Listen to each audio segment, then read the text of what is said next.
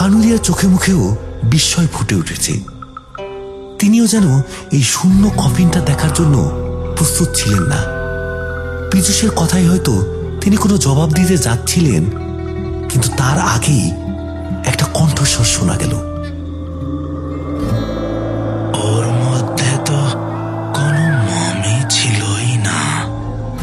বিদেশ থেকে তো শুধু ওই কাঠের পুরনো কফিনটা আর ব্যান্ডেজগুলো আনা হয়েছিল, তাই না কানুরিয়া সাহেব?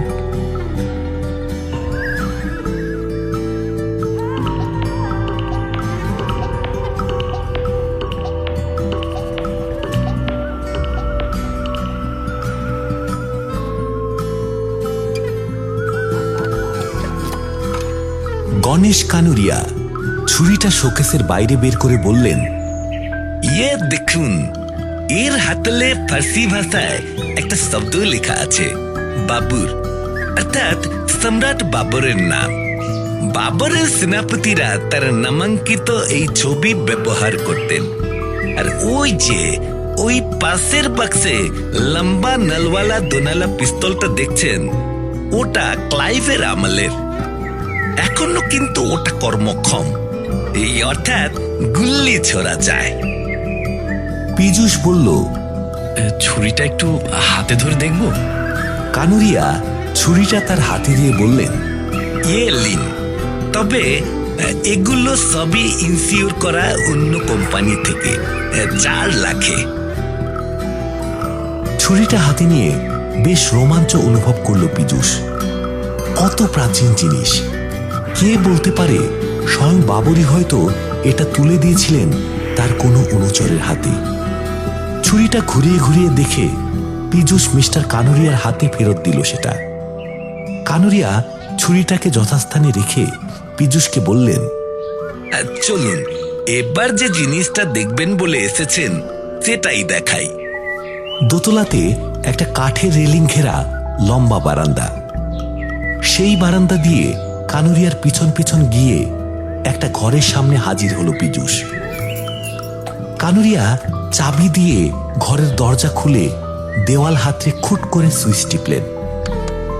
বড় ঘরটার মাথার উপর থেকে একটা ঝুলন্ত বাতি জ্বলে উঠল, আর তার আলো এসে পড়ল ঘরের ঠিক মাঝখানে রাখা লম্বাটে ধরনের বিরাট একটা কাচের বাক্সের উপর। কানুরিয়ার সঙ্গে গিয়ে পীযূষ দাঁড়ালো সেই বাক্সের সামনে।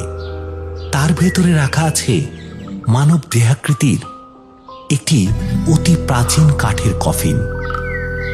তার মধ্যে শায়িত বিবর্ণ ব্যান্ডেজ মোড়া একটা মমি। তার মুখটা ঢাকা আছে বহু প্রাচীন এক কাঠের মুখোশে। ছেলেবেলাতে কলকাতা জাদুঘরে ঠিক এমনই একটা মমি দেখেছিল পীযূষ। মমিটার দিকে তাকিয়ে পীযূষ প্রশ্ন করল, এটা কি ইজিপ্ট থেকে এনেছেন? কানুরিয়া তার টাইয়ের নট ঠিক করতে করতে বললেন, জিনিসটা ইজিপ্টের হলেও আমি এটা সংগ্রহ করেছি লন্ডনের এক ব্যবসায়ীর কাছ থেকে। ইজিপ্টে এখন এসব জিনিস বেচা কেনা নিষিদ্ধ, তবে 60-70 বছর আগেও ইজিপ্ট থেকে মমি কিনে নিয়ে যাওয়া হতো ইউরোপের বিভিন্ন দেশে ঘর সাজাবার জন্য, বিশেষত ফ্রান্স আর ইংল্যান্ডে। আমার এই বাগানের দার্জিলিং চা লন্ডনে যায়, তাই ব্যবসা সূত্রে আমাকে লন্ডন যেতে হয়। সেখানে এক সম্ভ্রান্ত পরিবার থেকে 1 লাখ পাউন্ড মানে 70 লাখ টাকায় কিনেছি। এটা আমার এখনো পর্যন্ত সংগ্রহ করা সবচেয়ে বেশি দামের জিনিস। এই দার্জিলিং এ তো বহু টুরিস্ট আসে। ভবিষ্যতে ভাবছি আমার সংগ্রহগুলো নিয়ে এখানে একটা মিউজিয়াম বানাবো। পীযূষের এই মমিটা দেখতে কলকাতা থেকে দার্জিলিংয়ে ছুটে আসার পেছনে বিশেষ একটা কারণ আছে। পীযূষ একটা ইন্স্যুরেন্স অর্থাৎ বীমা কোম্পানির অফিসার। কিছুদিন আগে টি স্টেটের মালিক বিখ্যাত ব্যবসায়ী মিস্টার কানুরিয়া খবরের কাগজে এই মর্মে বিজ্ঞাপন দিয়েছিলেন যে তিনি তার একটি ব্যক্তিগত জিনিস ইন্স্যুর করাতে চান।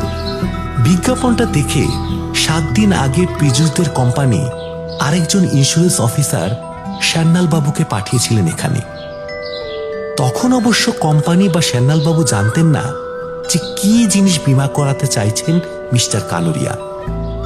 জিনিসটা দেখে কলকাতায় ফিরে যাবার পর তিনি আর এখানে আসতে চাননি। শ্যান্নাল বাবু একটু কুসংস্কারগ্রস্ত মানুষ। তিনি পীযূষকে বলেছিলেন, তুমি এ ব্যাপারটা সামলাও। আমি শুনেছি এসব মমিটমির সঙ্গে অনেক সময় নানা অভিশাপ জড়িয়ে থাকে। যারা এসব জিনিস নিয়ে কাজ করে তাদের ক্ষতি হয়। ছেলে পুলে নিয়ে ঘর করি, শেষে কোথা থেকে কি হয়ে যাবে। তাছাড়া তাছাড়া কি জানতে চেয়েছিল পীযূষ।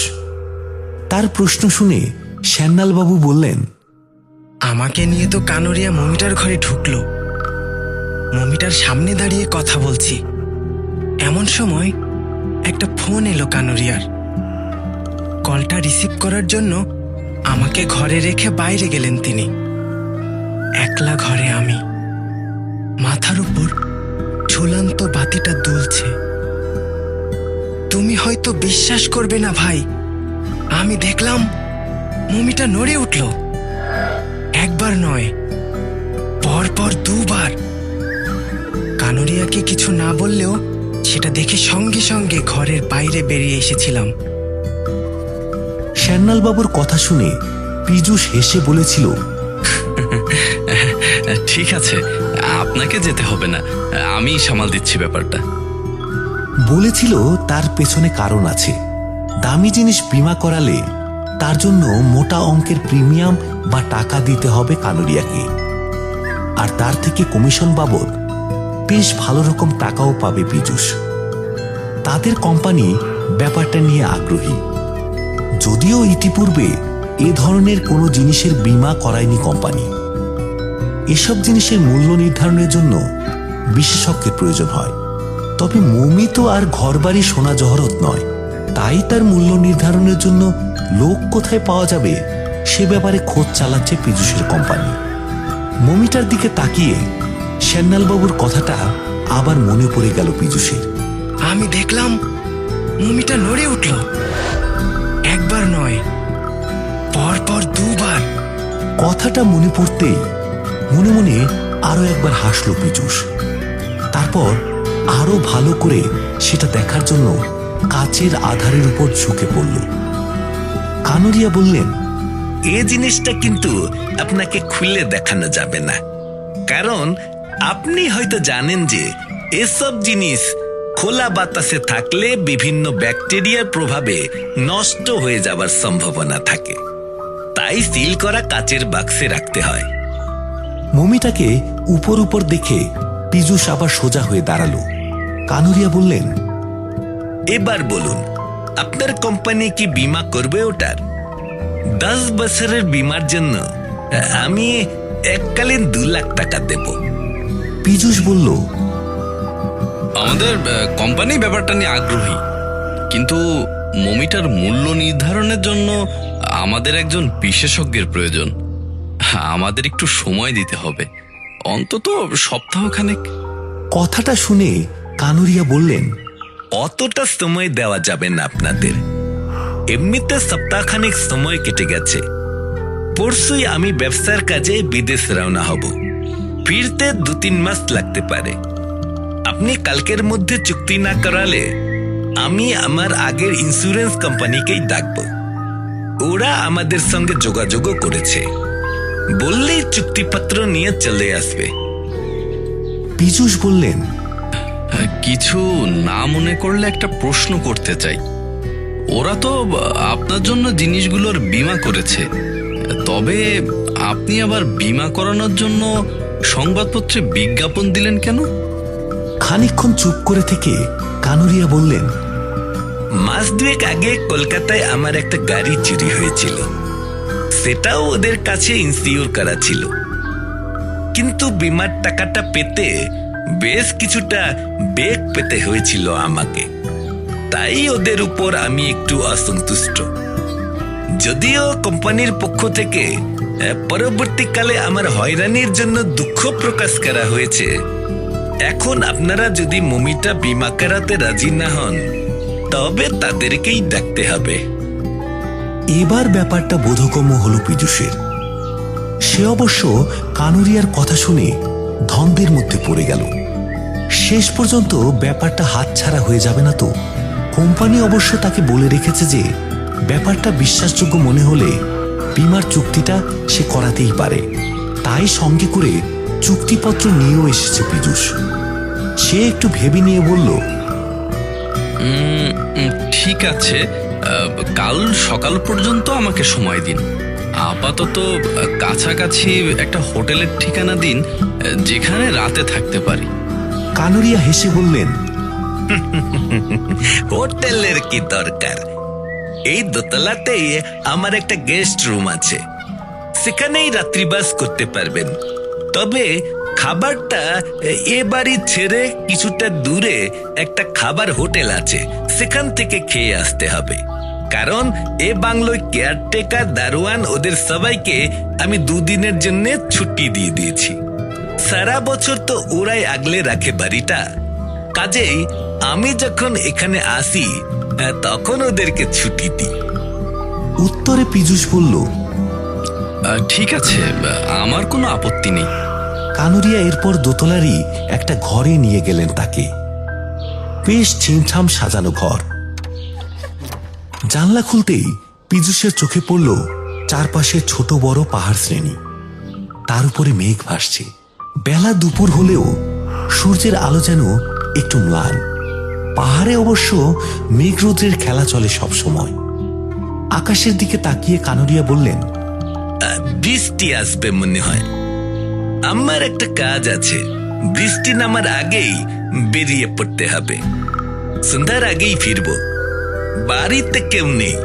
আপনি বাইরে গেলে সদর দরজাতে একটা চাবি সমেত তালা ঝুলছে, সেটা দিয়ে বেরোবেন। আর যদিও এখানে চোর ডাকাতের কোনো উপদ্রব নেই, তেমন চিন্তারও কিছু নেই। এই বলে তাকে রেখে ঘর ছেড়ে বেরিয়ে গেলেন তিনি। কিছুক্ষণের মধ্যেই পীযূষ শুনতে পেল বাইরে কানুরিয়ার গাড়ির শব্দ মিলিয়ে গেল। কানুরিয়ার কাঠের বাড়িটাতে একলা রইল পীযূষ। দার্জিলিংয়ে হলেও কানুরিয়ার বাড়িটা শহরের একটু বাইরের দিকে, একটা ছোট টিলার উপর। চারপাশে আর কোনো ঘরবাড়ি নেই। শহরের দিক থেকে একটা সরপিল রাস্তা এসে এই বাড়িটার কাছেই শেষ হয়েছে। তার একদিকে খাদ আর অন্যদিকে পাহাড়ের ঢালে পাইন আর দেবদারুর বন। বাড়ি থেকে বেরিয়ে মিনিট করে হাঁটলে তবে কয়েকটা ঘরবাড়ি আর একটা খাবারের হোটেল আছে। ভাড়া গাড়ি করে এখানে আসার পথে সেগুলো চোখে পড়েছিল পীযূষের। ঘর ছেড়ে বাইরের কাঠের রেলিং ঘেরা বারান্দাতে এসে দাঁড়ালো পীযূষ। কিছুটা দূরে সেই মমির ঘরটা। অফিসের শ্যামলালবাবুর কথাটা ভেবে পীযূষ আরো একবার মনে মনে হাসল। চারপাশে এমন নির্জন পরিবেশ, বাড়িটাতেও কোনো লোক নেই। এই পরিবেশে মমিটার সঙ্গে একলা এ বাড়িতে কিছুতেই থাকতেন না শ্যামলালবাবু। এই অবস্থায় থাকতে হলে নিশ্চয়ই হার্টফেল করতেন তিনি। বারান্দার রেলিং ধরে দাঁড়িয়ে পীযূষ এরপর ভাবতে লাগলো তার কি করা উচিত। বিমাটা কি সে করিয়ে নেবে? কিছুক্ষণের মধ্যেই পীযূষের চোখের সামনে বাইরের পরিবেশটা কেমন যেন দ্রুত বদলাতে শুরু করলো। পাইন বনের মাথার উপর ভেসে বেড়ানো সাদা তুলোর মতো মেঘগুলো জমাট বাঁধতে শুরু করলো। অন্ধকার নামতে শুরু করলো চারদিকে। কনকনে ঠান্ডা বাতাসের ঝাপটা এসে লাগলো পীযূষের গায়ে। দুলতে শুরু করলো পাইন গাছের মাথাগুলো। ঝড়ের পূর্বাভাস। বারান্দায় আর দাঁড়িয়ে থাকা সমীচীন হবে না মনে করে নিজের ঘরে গিয়ে ঢুকলো পীযূষ। আর তারপরেই শুরু হলো প্রচন্ড দুর্যোগ। প্রথমে শোষ শব্দে প্রচন্ড বাতাস বইতে লাগলো, আর তারপর তা মারাত্মক ঝড়ের রূপ নিল। থরথর করে কাঁপতে লাগলো কাঠের বাড়িটা। ঘরের ভেতরে বসে বাড়ির ভেতরে নানা জায়গা থেকে নানা দুমদাম শব্দ কানে আসতে লাগলো তার। হয়তোবা খোলা জানলা দরজার শব্দ। বাইরে কোথাও যেন মরমর করে একটা গাছ ভেঙে পড়ল, কেঁপে উঠল বাড়িটা। এরপর ঝড় একটু কমলো বটে, কিন্তু শুরু হলো মুহুর্মুহু বজ্রপাত আর বৃষ্টি। পীযূষের ঘরের ভেতর যে বাতি জ্বলছিল সেটা হঠাৎ নিভে গেল। সম্ভবত কারেন্ট চলে গেল। বাজ পড়ার শব্দে থরথর করে কেঁপে উঠতে লাগলো বাড়িটা। এবার একটু ভয় পেয়ে গেল পীযূষ। না, অন্য কিছুর ভয় নয়। সে ভাবতে লাগলো কাঠের এই বাড়িটা ধসে পড়বে না তো। শেষে একবার প্রচন্ড জোরে বাজ পড়ল। সম্ভবত সেটা পড়ল বাড়ির গা ঘেঁষে। আর এতটাই তার অভিঘাত যে বাড়িটা যেন সেই শব্দে মৃদু দুলে উঠল। কোথায় কি যেন একটা ঝনঝন শব্দে ভেঙে গেল। এবার স্পষ্টতই আতঙ্ক গ্রাস করল পীযূষকে। সে বুঝে উঠতে পারল না তার কি করা উচিত। ঘরে থাকবে না বাইরে বেরোবে। কিন্তু প্রচন্ড শব্দে সেই শেষ বাজটা পড়ার পরই ধীরে ধীরে সবকিছু শান্ত হয়ে আসতে লাগলো। কিছুক্ষণের মধ্যেই যেমন আকস্মিকভাবে দুর্যোগটা এসেছিল ঠিক তেমন ভাবেই তা থেমে গেল। পাহাড়ি অঞ্চলে অবশ্য ঝড় বৃষ্টি এমনই আসে যায়। হাঁপ ছেড়ে বাঁচল পীযূষ। এরপর ঘরের ভেতর আরো কিছুক্ষণ বসে রইল।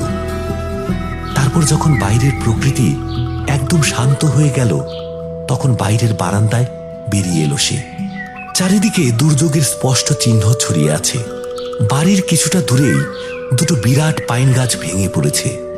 বারান্দা বৃষ্টির জলে না ভিজলেও উড়ে আসা শুকনো পাতার রাশি ছড়িয়ে আছে সারা বারান্দা জুড়ে। বারান্দা লাগোয়া একটা ঘরের জানলার কাচের শাসি ঝড়ের দাপটে ভেঙে ছড়িয়ে আছে মাটিতে। হয়তোবা এই কাঁচ ভাঙার শব্দই শুনতে পেয়েছিল সে। মনে মনে ভাবল পীযূষ। একসময় বাইরে তাকিয়ে দেখল পাইন বনের আড়ালে আবার দেখা দিলেন সূর্যদেব। তার আলো এসে ছড়িয়ে পড়ল বারান্দাতে। বিকেল হয়ে গেছে অনেকক্ষণ। দিনের শেষ আলো ছড়িয়ে পড়েছে দূরের পাহাড়গুলোর ঢালে। ঝড়ের সময় চারপাশটা যত ভয়ঙ্কর হয়ে উঠেছিল ঠিক ততটাই এখন যেন সুন্দর লাগছে চারদিকের পৃথিবী। তন্ময়ভাবে বেশ কিছুক্ষণ পাহাড়গুলোর দিকে তাকিয়ে রইল পীযূষ। তারপর তার খেয়াল হলো তাকে খাবার কিনতে যেতে হবে। একটা মোমবাতিও কিনে রাখা ভালো। আলো ফিরবে কিনা তা জানা নেই। তাছাড়া পাহাড়ি অঞ্চলে দ্রুত সন্ধ্যা নামে। জিনিসগুলো কিনে অন্ধকার নামার আগেই ফিরে আসা ভালো। বলা যায় না, হয়তো আবারও ঝড় বৃষ্টি নামতে পারে। পাহাড়ি অঞ্চলে প্রকৃতির রূপ দ্রুত পাল্টায়। ভাবনাগুলো মাথায় নিয়ে পীযূষ কিছুক্ষণের মধ্যে কানুরিয়ার কথা মতো বাড়ির সদর দরজায় তালা দিয়ে বেরিয়ে পড়ল। নির্জন পথ, মনোরম প্রকৃতি। যদিও রাস্তাটা ঝরা পাতায় ঢাকা, সেই পথে পাকদণ্ডি বেয়ে হাঁটতে হাঁটতে মিনিট 15 মধ্যেই পৌঁছে গেল ছোট জনবসতিটাতে। রাস্তার গায়ে পাহাড়ের ঢালের নিচে গোটা সাথে কাঠের বাড়ি। তারই মধ্যে একটা বাড়ির সংলগ্ন ছোট একটা হোটেল, আর তার পাশেই একটা ছোট মুদি দোকান। প্রথমে সেই দোকান থেকে একটা মোমবাতি কিনে হোটেলে ঢুকলো সে। হোটেলওয়ালা বলল, আগে অন্য কিছু খাবার আজ নেই, তবে আপনি মিনিট 20 দাঁড়ালে আমি রুটি সবজি বানিয়ে দিতে পারি। পীযূষ বলল, ঠিক আছে, তাই বানিয়ে দিন। লোকটা তার কাজ শুরু করলো, আর পীযূষ বসলো একটা কাঠের চেয়ারে। রুটি বেলতে বেলতে লোকটা একসময় জানতে চাইল, আপনি কোথায় এসেছেন? এদিকে তো কোনো টুরিস্ট আসে না। পীযূষ জবাব দিল, আমি ট্যুরিস্ট নই। কানুরিয়া সাহেবের বাংলো চেনেন? ওখানেই এসেছি। হোটেল মালিক বলল, হ্যাঁ চিনি, আমি তেমনই আন্দাজ করেছিলাম। ওখান থেকে আপনার মতো এক বাঙালি বাবু আমার এখান থেকে খাবার নিয়ে যেতেন বেশ কয়েকদিন, তবে সপ্তাহখানেক ধরে আর আসছেন না। মনে হয় কলকাতায় ফিরে গেছেন। মিনিট 20 নয়, আধ ঘন্টারও বেশি সময় লাগলো তার খাবার বানাতে। খাবার নিয়ে দাম মিটিয়ে পীযূষ যখন রাস্তায় নামলো তখন সূর্য ডুবে গেছে। নির্জন পথ, কুয়াশা আর অন্ধকার নামতে শুরু করেছে পাহাড়ের ঢালে। ফেরার পথ ধরল পীযূষ। আর কিছুক্ষণের মধ্যেই অন্ধকারে ডুবে যাবে এই পাহাড়ি অঞ্চল। দ্রুত হাঁটতে লাগলো সে। অর্ধেক পথ অতিক্রম করার পর হঠাৎ যেন তার পেছনে একটা অস্পষ্ট শব্দ শুনতে পেল। ভেজা পাতায় পা ফেলে কেউ হাঁটছে। কেউ তাকে অনুসরণ করছে কি? কথাটা মনে হতেই ঘুরে দাঁড়ালো পীযূষ। দেখল কিছুটা তফাতেই দাঁড়িয়ে আছে একজন লোক, মাঝবয়সী, শীর্ণ চেহারা, পরনে মলিন একটা পাজামা আর হাফ শার্ট। এই ঠান্ডাতেও তার পরনে কোনো শীত বস্ত্র নেই। পীযূষ ফিরে দাঁড়াতেই লোকটা প্রশ্ন করল, আপনি বাঙালি? হ্যাঁ, আপনি? লোকটা হাত জোর করে নমস্কারের ভঙ্গিতে বলল, আমিও বাঙালি। আমার নাম অবিনাশ বিশ্বাস। পীযূষ প্রশ্ন করল, আপনি এখানেই থাকেন? লোকটা বলল, চলুন যেতে যেতে কথা বলি। অন্ধকার নামলে ফিরতে অসুবিধা হবে আপনার। কি ঝড়টাই না হলো, তবে ঝড়টার দরকার ছিল। কিন্তু আবার যদি ঝড় বৃষ্টি শুরু হয়। আবার হাঁটতে শুরু করলো পীযূষ। আর তার কিছুটা পেছনে সেই লোকটা। একটু এগোবার পরই লোকটা বলল, আপনি তো বীমা কোম্পানির লোক, তাই না? প্রশ্নটা শুনে বেশ অবাক হয়ে গেল পীযূষ। সে তো নিজের পরিচয় দেয়নি লোকটাকে। হাঁটতে হাঁটতে বিস্ময়ে পিছনে তাকিয়ে পীযূষ জানতে চাইল, আপনি জানলেন কিভাবে? লোকটা বলল, আমি জানি। আমি তো কানরিয়া সাহেবের কাছেই কাজ করি। কানরিয়া সাহেবের নানা ব্যবসা আছে। হাওড়াতে একটা কাপড়ের ফ্যাক্টরিও আছে। সেখানে কেরানির কাজ করতাম। সাহেব আমাকে এখানে নিয়ে এসেছেন। ব্যাপারটা এবার বোধগম্য হলো পীযূষের। লোকটা হাঁটতে হাঁটতে বলল, হোটেলে খাবার কিনতে গিয়েছিলেন?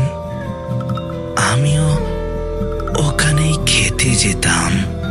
পীযূষ আলগোছে জবাব দিল, হ্যাঁ, হোটেলের লোকটি বলছিল বটে যে একজন বাঙালি খেতে যেত ওখানে।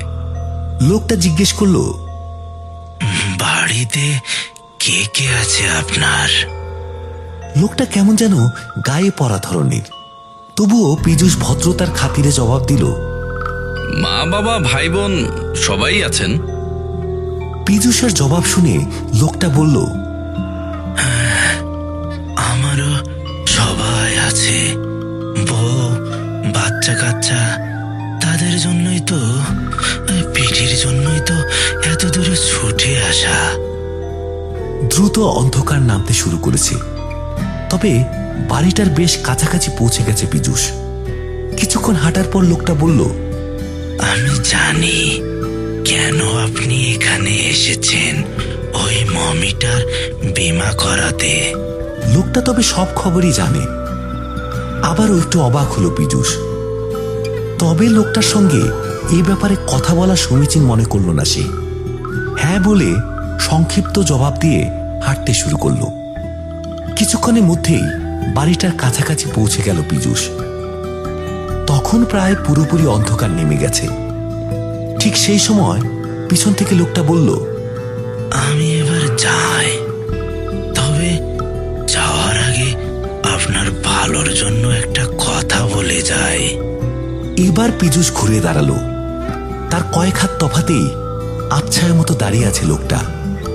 পীযূষকে অবাক করে দিয়ে সে বলল, আজ রাতেই মমিটা একবার ভালো করে দেখবেন, তারপর যা সিদ্ধান্ত নেবার তা নেবেন। মানে?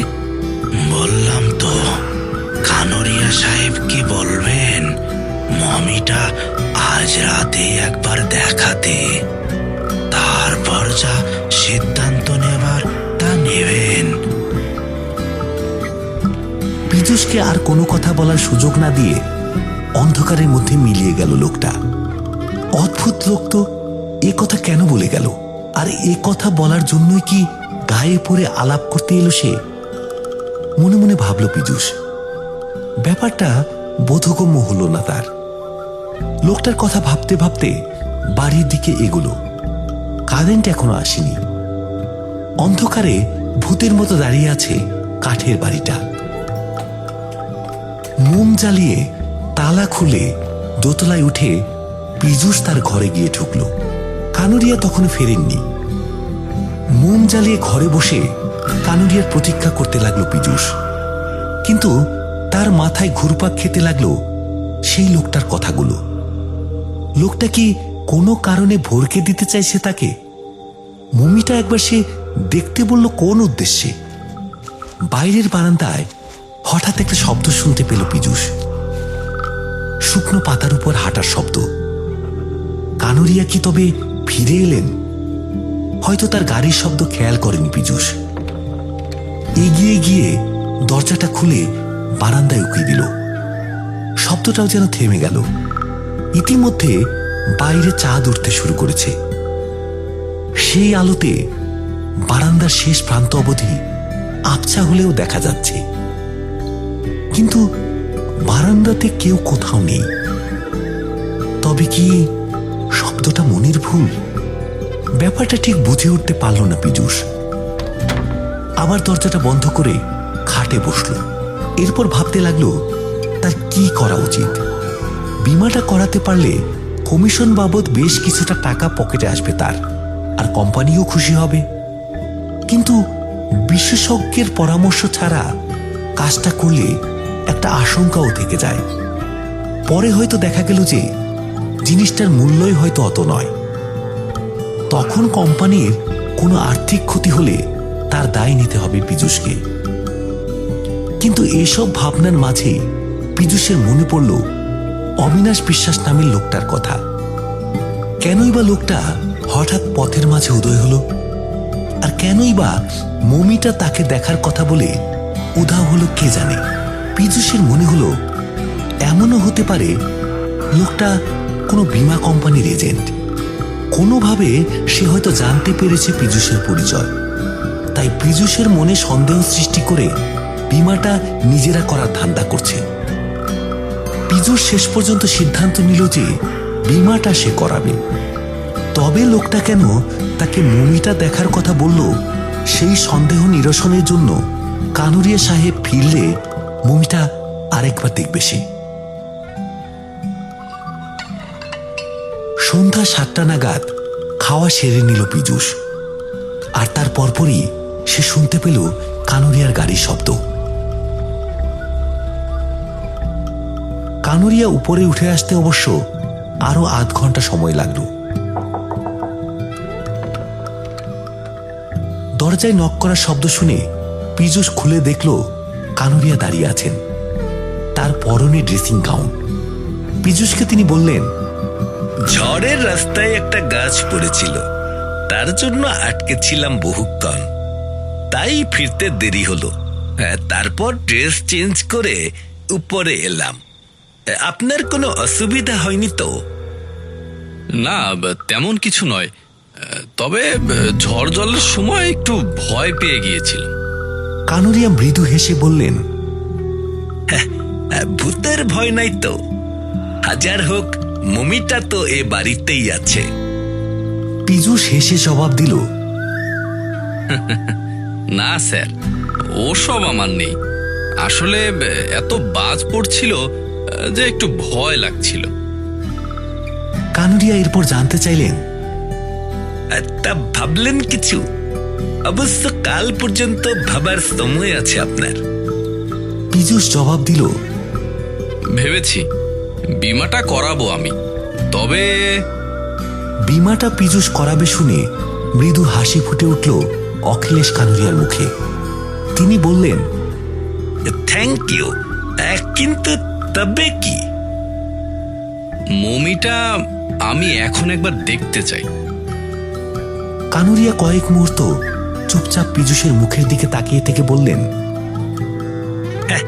আপনি তো এসব ব্যাপারে বিশেষজ্ঞ নন, তবে আপনি যখন মমিটা আরেকবার দেখতে চান তখন আমার আপত্তি নেই। দাঁড়ান, আমি নিচে গিয়ে চাবি আনি। মিনিট তিনেকের মধ্যেই চাবি নিয়ে ফিরে এলেন তিনি। বাইরে বেশ বড় চাঁদ উঠেছে, মেঘমুক্ত আকাশ, চাঁদের আলো চুইয়ে পড়ছে দূরের পাহাড়গুলোর গা বেয়ে। ঘর থেকে মোমবাতিটা পীযূষকে সঙ্গে নিতে বললেন কানুরিয়া। আলোটা নিয়ে কানুরিয়ার পিছন পিছন বারান্দা ধরে এগুলো পীযূষ। কানুরিয়া এসে দাঁড়ালেন মমি ঘরের বন্ধ দরজার সামনে। চাবি দিয়ে তালাটা খুললেন, তারপর পাল্লাটাও। ঘরের ভেতরে কিন্তু আলো ঢুকছে। বাড়ির পেছনের দিকের একটা গাছ ঝড়ের দাপটে ভেঙে পড়েছে দেওয়ালের পেছন দিকের একটা জানলার উপর, আর তার আঘাতেই ঘরের ভেতর ছিটকে পড়েছে পাল্লাটা। বাইরের চাঁদের আলো ঘরে ঢুকছে সেখান দিয়ে। ঘরের ভেতর কানুরিয়া কয়েকবার ঢুকেই আর্তনাদের স্বরে বলে উঠলেন, ও মাই গড! খোলা জানলা দিয়ে চাঁদের আলো এসে পড়েছে ঠিক যেখানে কাচের বাক্সতে মমিটা থাকার কথা সেখানে, কিন্তু চূর্ণ বিচূর্ণ হয়ে গেছে সেই কাচের আধার। জানলার পাল্লাটা তার কিছুটা তফাতে পড়ে, হয়তো তার আঘাতেই বা বজ্রপাতের অভিঘাতে ভেঙে গেছে কাচের বাক্সটা। পীযূষের মনে হলো ঝড় বৃষ্টির সময় ঘরে বসে সে যে ঝনঝন শব্দ শুনেছিল তা এই কাচের বাক্স ভাঙা শব্দটাও হতে পারে। ভালো করে সেদিকে তাকিয়ে পীযূষ দেখতে পেল ভাঙা কাচের বাক্সের ভেতর সেই প্রাচীন কাঠের কফিন আছে ঠিকই, কিন্তু তার মধ্যে মমিটা নেই। ঘরের চারপাশে ছড়িয়ে আছে কাচের টুকরো আর লম্বা লম্বা কাপড়ের ফালি বা প্রাচীন ব্যান্ডেজগুলো, যা দিয়ে মমিটা মোড়ানো ছিল। পীযূষ কয়েক পা এগিয়ে গিয়ে কাঠের কফিনটার সামনে দাঁড়ালো, তার সঙ্গে কানুরিয়াও। কাঠের শূন্য কফিনটার সামনে দাঁড়িয়ে বিস্ময়ে হতবাক পীযূষ প্রশ্ন করল, মমিটা কোথায় গেল? কানুরিয়ার চোখে মুখেও বিস্ময় ফুটে উঠেছে। তিনিও যেন এই শূন্য কফিনটা দেখার জন্য প্রস্তুত ছিলেন না। পীযূষের কথাই হয়তো তিনি কোনো জবাব দিতে যাচ্ছিলেন, কিন্তু তার আগেই একটা কণ্ঠস্বর শোনা গেল, ওর মধ্যে তো কোনো মমি ছিলই না। বিদেশ থেকে তো শুধু ওই কাঠের পুরনো কফিনটা আর ব্যান্ডেজগুলো আনা হয়েছিল, তাই না কানুরিয়া সাহেব? সঙ্গে সঙ্গে কানুরিয়ার মুখটা কেমন যেন একটু ফ্যাকাশে হয়ে গেল। কথাটা কে বলল বোঝার জন্য ঘরের চারদিকে তাকাতে লাগলেন তিনি। আবার শোনা গেল সেই কণ্ঠস্বর, বুদ্ধিটা ভালোই ভেবেছিলেন। কিছুদিন পরেই মমিটা খোয়া গেছে বলে বিমার টাকা দাবি করতেন। কেউ বুঝতেও পারতো না যে ওই কাঠের কফিনে কোনো মমি ছিল না। কানাঘুষো শুনেছিলাম যে আপনার ব্যবসা লোকসানে চলছে, কিন্তু তার জন্য মানুষের জীবন নিয়ে ছিনিমিনি খেললেন। পীযূষ আর কানুরিয়া দুজনে এবার বুঝতে পারল যে কণ্ঠস্বরটা আসছে ঘরের অন্ধকার এক কোণ থেকে, চাঁদের আলো যেখানে পৌঁছচ্ছে না। যেদিকে তাকিয়ে কানুরিয়া বলে উঠলেন, কে কে তুমি? এবার অন্ধকার ছেড়ে বেরিয়ে এলো লোকটা। মমির মুখের উপর যে মুখোশটা পরানো ছিল, এক হাত দিয়ে সেই প্রাচীন কাঠের মুখোশটা দিয়ে নিজের মুখটা আড়াল করে রেখেছে সে। কানুরিয়া আবারও বলে উঠলেন, কে কে তুমি? এবার যেন মৃদু কেঁপে উঠল কানুরিয়ার গলাটা। লোকটা প্রথমে জবাব দিল, যে যে এতদিন ওই কাচের বাক্সের মধ্যে শুয়েছিল,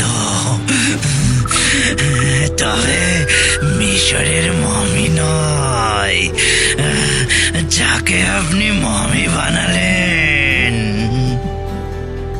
কথাটা বলার পর মুখোশটা সরিয়ে নিল লোকটা। আরে এই যে সেই লোক যার সঙ্গে পীযূষের দেখা হয়েছিল রাস্তায়, অবিনাশ বিশ্বাস। তাকে দেখেই কানুরিয়ার চোয়ালটা যেন ঝুলে পড়ল। বিস্মিতভাবে তিনি বলে উঠলেন, তুমি বেঁচে আছো? লোকটা জবাব দিল, আপনার কি মনে হয় আমি মারা গেছি ধরে নিয়ে কাচের বাক্সটা সিল করে দিলেন আপনি, যাতে মৃতদেহের গন্ধ বাইরে না বেরোতে পারে? হয়তো ভেবে রেখেছিলেন এরপর আমার দেহটা কোনো খাদে গিয়ে ফেলে আসবেন। কানুরিয়া নিশ্চুপ। বিস্ময় ফুটে উঠেছে তার চোখে মুখে। অবিনাশ বিশ্বাস এরপর বলল, আপনি আপনি যেমন আমাকে এই প্রাচীন ব্যান্ডেজে জড়িয়ে মমি বানিয়েছিলেন, তেমনি আপনাকে এখন মমি বানাবো আমি। লোকটা এই বলে মাটি থেকে একটা লম্বা ব্যান্ডেজের ফালি কুড়িয়ে নিল। ঠিক এই মুহূর্তে কানুরিয়া যেন নিজেকে সামলে নিলেন। হিংস্র একটা ভাব ফুটে উঠল তার মুখে। তিনি বলে উঠলেন, বুঝতে পারছি তুমি বেঁচে আছো। কাচের বাক্সের কোথাও ছিদ্র রয়ে গেছিল, আর তা দিয়েই বাতাস ঢুকতো ভেতরে। কিন্তু তুমি আর এই বিমার দালাল যদি ভেবে থাকো যে দুজনে মিলে আমাকে ফাঁসাবে, তবে ভুল। তোমাদের দুজনের দেহই পড়ে থাকবে এখানকার কোনো খাদে। কেউ কোনোদিন তোমাদের খবর পাবে না। লোকটার উদ্দেশ্যে একথা বলার পর পীযূষের দিকে তাকিয়ে কানুরিয়া বললেন, তুমি ইচ্ছা করেই এখন মমি দেখার ইচ্ছা প্রকাশ করেছিলে, তাই না? ভেবেছিলে তোমরা দুজন আর আমি একা, আমাকে কাবু করতে অসুবিধা হবে না। কিন্তু তোমাদের সেই ইচ্ছা পূরণ হলো না। এই বলে ডান হাতটা উপরে তুললেন কানুরিয়া। তার হাতে কখন যে উঠে এসেছে পীযূষের দেখা ক্লাইভের আমলের সেই প্রাচীন পিস্তলটা। বাকরুদ্ধ হয়ে গেল পীযূষ। পিস্তলের নলটা ধীরে ধীরে পীযূষের বুক লক্ষ্য করে সোজা হচ্ছে। পীযূষ আতঙ্কে হিম হয়ে গেলেও ঘরের অন্য কোন লোকটা কিন্তু ঘাবড়ালো না। সে বলে উঠল, পিস্তলটা মমির মতো নকল নয় তো? কাজ হবে তো? আমাকে আগে গুলি করুন। কথাটা কানে যেতেই কানুরিয়ার হাতের পিস্তলটা ঘুরে গেল লোকটার দিকে। হিংস্র হাসি হেসে কানুরিয়া বললেন, দেখো দেখো গুলি বেরোয় কিনা। লোকটার বুক লক্ষ্য করে কানুরিয়া পিস্তলের ঘোড়া টেনে দিলেন। আলোর ঝিলিক, প্রচন্ড শব্দে কেঁপে উঠল ঘরটা। বারুদের ধোঁয়ায় কয়েক মুহূর্তের জন্য অদৃশ্য হয়ে গেল লোকটা।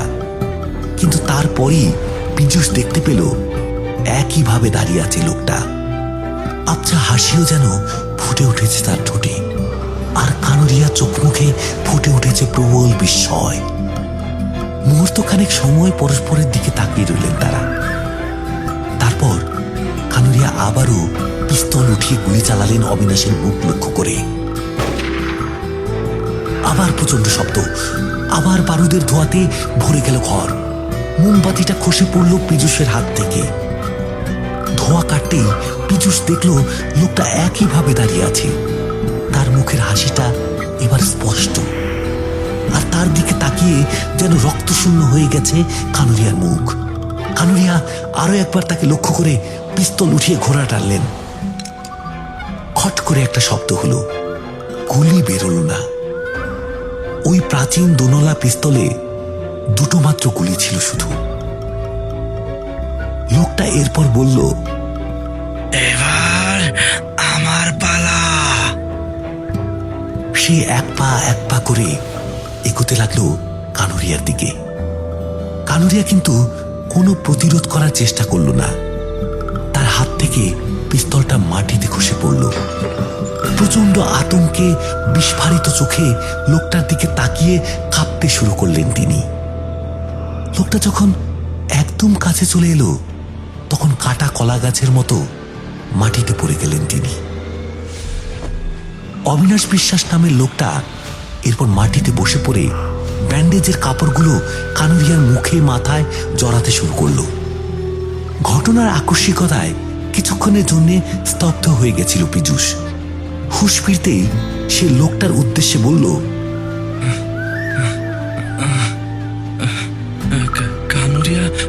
কানুরিয়া সাহেব কি মারা গেছেন? ও কি করছেন আপনি? অবিনাশ বিশ্বাস জবাব দিল, অজ্ঞান হয়ে গেছে। আমি জীবন্ত মমি বানাচ্ছি, যেমন ও আমাকে বানিয়েছিল। আমাকে বাধা দিবেন না। লোকটা আপনারও ক্ষতি করতে চেয়েছিল। তাড়াতাড়ি কাজটা সেরে আপনাকে বাস স্ট্যান্ডে পৌঁছে দেব। এখানে থাকলে আপনি বিপদে পড়তে পারেন। পীযূষ আর তার কাজে বাধা দিল না। খুব দ্রুত লোকটা তার কাজ সম্পন্ন করল। কানুরিয়ার দেহটা ঠিক যেন একটা প্রাচীন মমির মতো লাগছে। লোকটা কাপড় জড়ানো কানুরিয়ার সংজ্ঞাহীন দেহটাকে পাজা কোলা করে তুলে সেই কাঠের কফিনের মধ্যে শুইয়ে দিল। মুখোশটাও পরিয়ে দিল তার মুখে। তারপর পীযূষকে বলল, আপনার ঘর থেকে জিনিসপত্র নিয়ে নিন। আপনার এখানে আসার কোনো চিহ্ন যেন না থাকে। চলুন আপনাকে বাস স্ট্যান্ডে ছেড়ে দিয়ে আসি। কিছুক্ষণের মধ্যেই লোকটার সঙ্গে পথে নামল পীযূষ। বেশ কিছুক্ষণ নিশ্চুপভাবে চলার পর লোকটা বলল, সামান্য কটা টাকার জন্য লোকটার কথায় মমি সেজেছিলাম।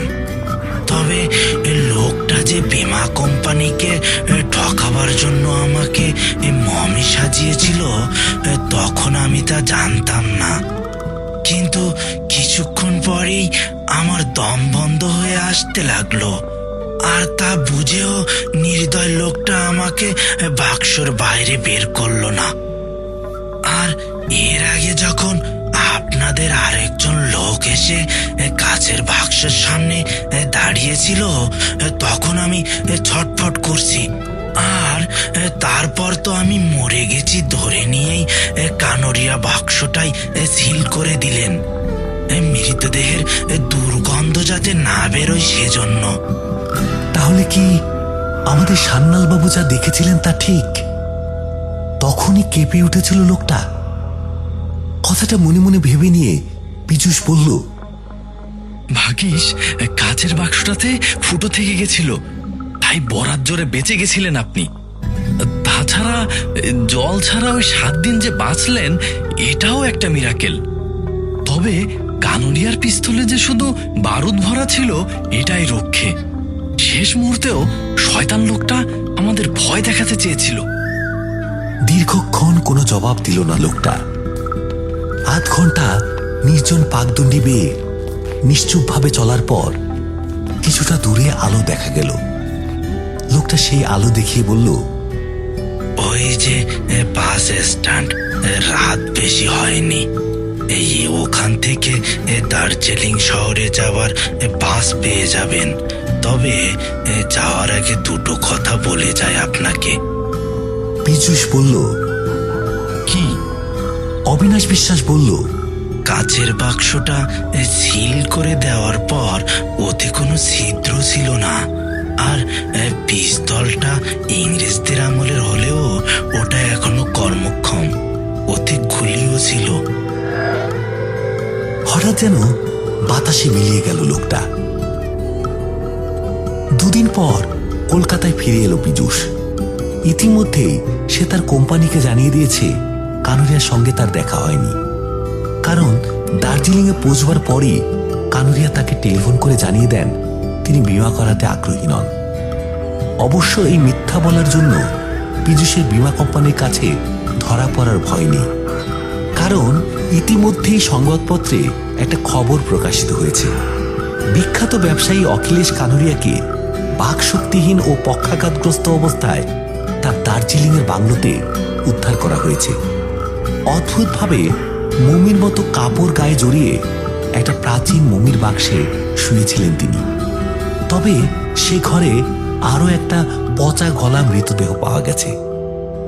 তার বুকে বুলেটের ক্ষতচিহ্ন আছে। এছাড়া সেই ঘরের ভেতর থেকে কানুরিয়া সংগ্রহের একটা প্রাচীন পিস্তলও মিলেছে।